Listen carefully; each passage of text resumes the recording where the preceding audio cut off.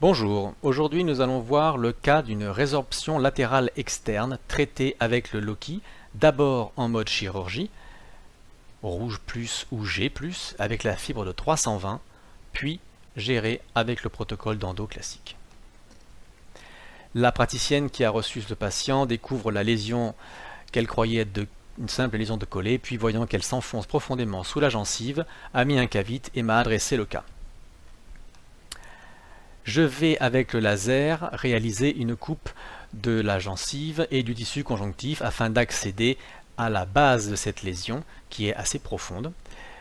Cette coupe, comme vous pouvez le constater, est exsangue, c'est-à-dire sans saignement, et me permet d'avoir une vision très claire de la zone à nettoyer.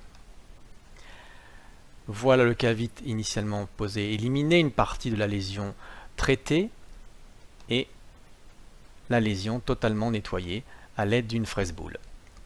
La fraise a peut-être touché un peu la gencive, ce qui explique ce petit saignement spontané. Le reste de la coupe étant toujours exsangue. Pour ne pas se retrouver bouché par la pose de la biodontine et ne plus pouvoir refaire le traitement endodontique qui va suivre, je pose un cavite à l'intérieur qui me servira de protection, de bouclier sur lequel je vais pouvoir m'asseoir pour réaliser la pose de la biodontine. Comme vous pouvez le constater, le petit saignement qu'on venait de voir a disparu. Voilà les limites très nettes de notre préparation. La pose de la biodontine faite, je la laisse sécher et simplement je peux faire son nettoyage et son polissage dans la séance. La coupe est toujours impeccable. On peut commencer le traitement endodontique classique.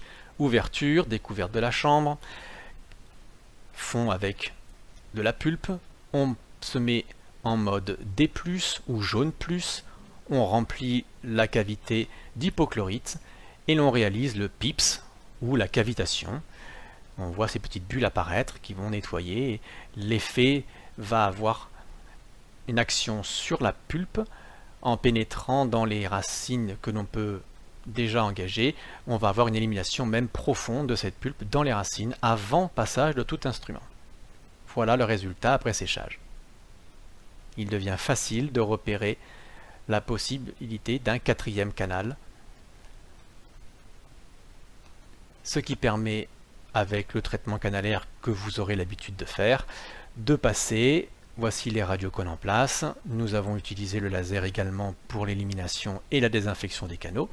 C'était en fibre de 200 avec le mode D+, puis le mode G- ou jaune+ et rouge-. Voici l'endodontie terminée et après la pose du composite de protection et le retrait du clamp, voici l'état de la gencive, toujours au niveau de la chirurgie impeccable et notre biodontine toujours en place. Le cas est terminé et la praticienne va pouvoir continuer pour la suite, voir si elle fait une prothèse. N'oubliez pas de vous abonner à cette chaîne si cela vous a plu, afin de la faire vivre.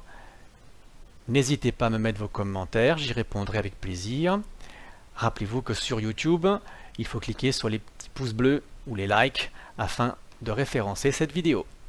Et pour finir, que le laser soit votre force. À bientôt!